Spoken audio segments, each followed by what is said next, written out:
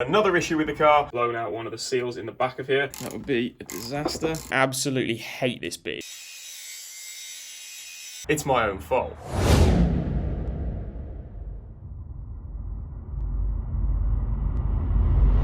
What's going on, guys? Now, in the last video we replaced the rear wheel bearing on my Mark 6 Fiesta ST, but we didn't get the car completely put back together and take it on a test drive, and there's a good reason for that. I actually had another issue with the car, and it was kind of my own fault. But before I get on and show you that, I just want to address something a few people pointed out in the last video, and that's that I was filing the inside of the hub so that I could get the cap back in here, and people were worried that swarf and bits of dust from filing were going to get in there and damage the bearing because I'd already pressed it in. But that was only going to be temporary, and in fact I never ended up driving the car like that because I've got a replacement hub second hand. That came with another bad bearing, so I pressed that out, pressed another new one in, and then I could get a cap in here. So I've got a second hand replacement hub, a brand new bearing pressed into here, and a brand new dust cap as well. So that is all sorted, happy days. But the reason that I didn't get this put back together completely in the last video is because of this. And like I said a couple of seconds ago, it's my own fault. So let's jump in the shed, tell you what I'm on about, and see if we can fix it. Because I have been waiting for some parts for this, they've now arrived, so I can finally sort this out. I started putting the rear brakes and everything back together, and then I noticed that the back of the caliper was really wet. Nothing to worry about around the front, but like I say, the back of the caliper was soaking wet. And then I jumped in the car, I checked the brake fluid reservoir. I think I know what I've done now after speaking to a few guys, so you know who you are, Ted.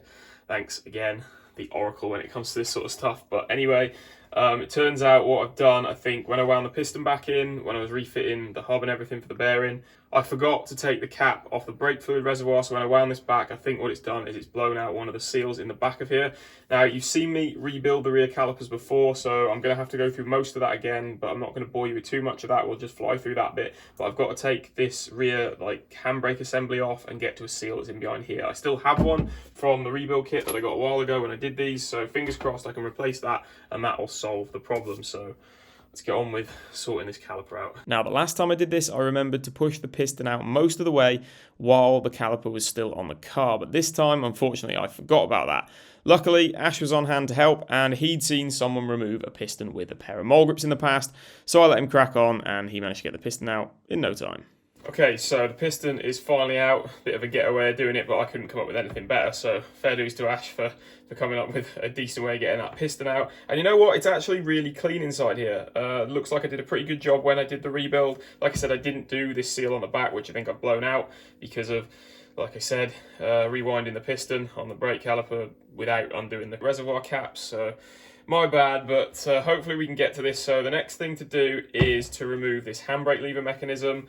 I have had a quick go just on the bench, like loose, and I can't get it off at all. So I think what I'm going to have to do is, I don't want to do this, but I'm going to have to grip it in the vise. So I'm just going to put a cloth around the painted parts. I mean, these have gone pretty grotty already because I used a really rubbish brand of paint, I think, to do these. Like, they've not come out well at all. So I'm either going to redo them again in the future, like get these properly shot blasted or something and redo them, or I may just get replacements because I have got brake upgrades coming. So if you want to see some brake upgrades on this car, then keep an eye out for that because, like I said, they are coming very soon. Front and rear, that is. So there we go. That's come off nice and easily now that we're gripped in the vise. So just unwind the nut off there. It's a 13mm. Thread looks a bit manky, but that's come off nicely. This is probably a bit overkill, but I'm just going to try and pry this handbrake lever arm off with a pry bar.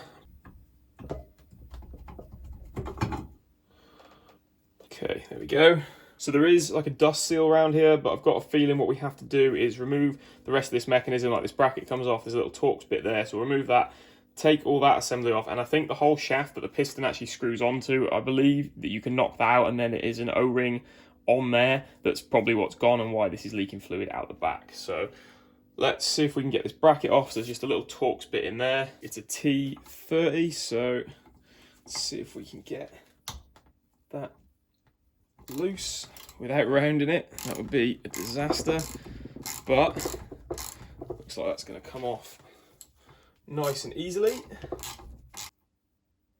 So that's that removed, and then somehow I have to pry this bracket off of here. Ah, never mind, came off quite easily.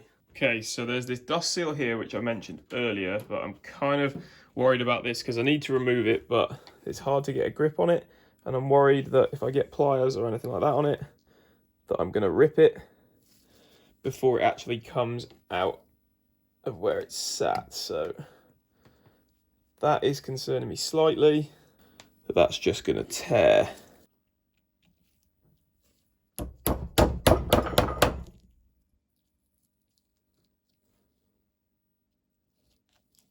Okay. There we go. So I've just managed to wedge a little flathead screwdriver in behind there because there's some sort of like metal ring, some sort of solid ring in there, which kind of holds that in there. So yeah, at least I managed to get that one out. Now supposedly this shaft should push out of here, and there's an O-ring in there somewhere, which is probably what's leaking and causing the problem that I'm having. Right, okay, just to see if I can get this kind of shaft moving, I've just gripped it in the vise and I'm going to use that to try and press it, and it is moving, but it's kind of forcing its way back straight away. I don't want to go too far because eventually it is just going to top out on the vise and I'll be crushing it into itself, which is no good. Okay, so I figured out why it won't come out. If it'll focus in there, can you see? There's a snap ring in there. So somehow I've got to get that snap ring out and then I can get this shaft out. Right, I've had a look online and the only way I can see that people do this is with two picks, but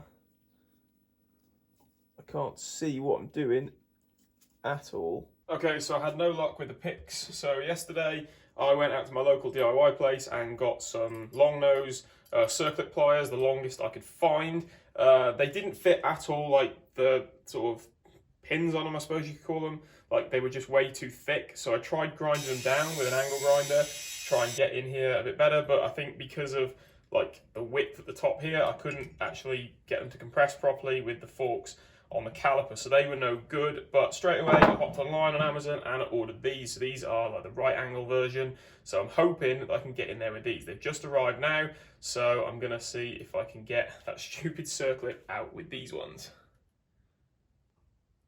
I just don't think they're getting down far enough, so I might have to take the angle grinder to these as well and see if we can modify them a little bit.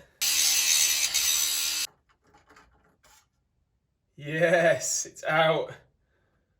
That was such a faff.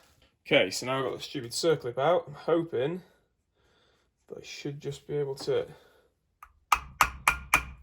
tap the shaft out of here. So hopefully if it'll focus, you can just see there's a little O-ring in the bottom of there. Okay, so there we go, there's our O-ring. Now I've just cleaned it up with a little rag, but it doesn't look in too bad a condition. It doesn't feel brittle or anything. It still feels, you know, nice and soft and rubbery, so I can't see why that would have failed. But nevertheless, I'm gonna clean up the inside of the caliper. Just gonna clean up inside of there because it does look kind of dirty, so give that all a clean, and then I've got a replacement seal to go in there, and fingers crossed this will solve our issue and I can put this caliper back together and finally drive my car again, because at this point it's been off the road for over a week and I just want to drive it.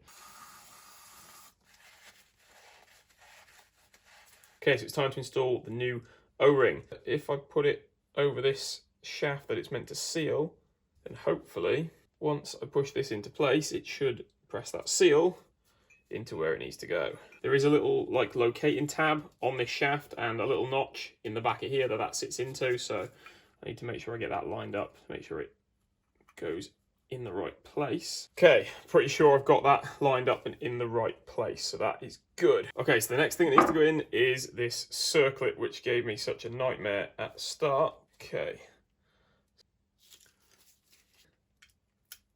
In goes the circlip. So the next thing is this bracket to go back on. Now, need a new dust seal in here. And unfortunately, I lost the last little bit of footage of me putting the rest of the handbrake mechanism back together. But basically, I just had to put the little lever back on, tighten it down with the 13mm nut, and then reattach the spring. Then it was on to my favourite part, and that's putting the piston back into the caliper. And when I say my favourite part, I mean I absolutely hate this bit. It's so difficult to do. You have to make sure you get the dust cover right to the bottom of the piston so that it's kind of hanging off the bottom. Then you have to fiddle around with it for about 20 minutes to try and work it into the groove, and then eventually you can twist the piston in and then wind it back onto that shaft that we reinstalled earlier. Okay, so everything put back together, I can now put the caliper back on the car. Now I know you guys have seen me work on the rear brakes plenty of times, so I'm not going to show you everything in detail, so let's just fly through this proper quick. I'm going to get these installed, get everything back on, get the brakes bled, and then finally I can drive my car.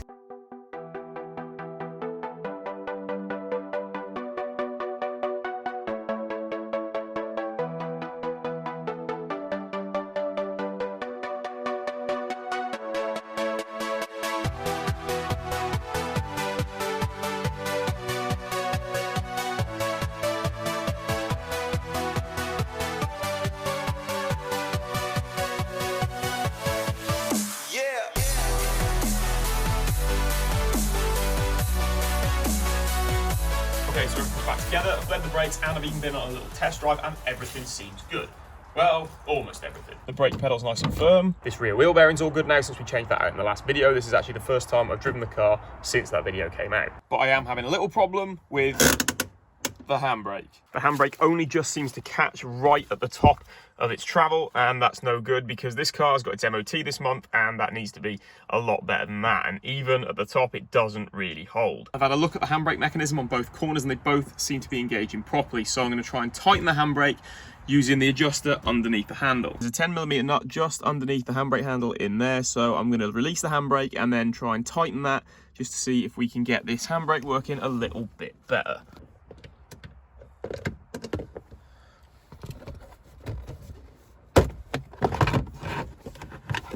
Just going to remove that.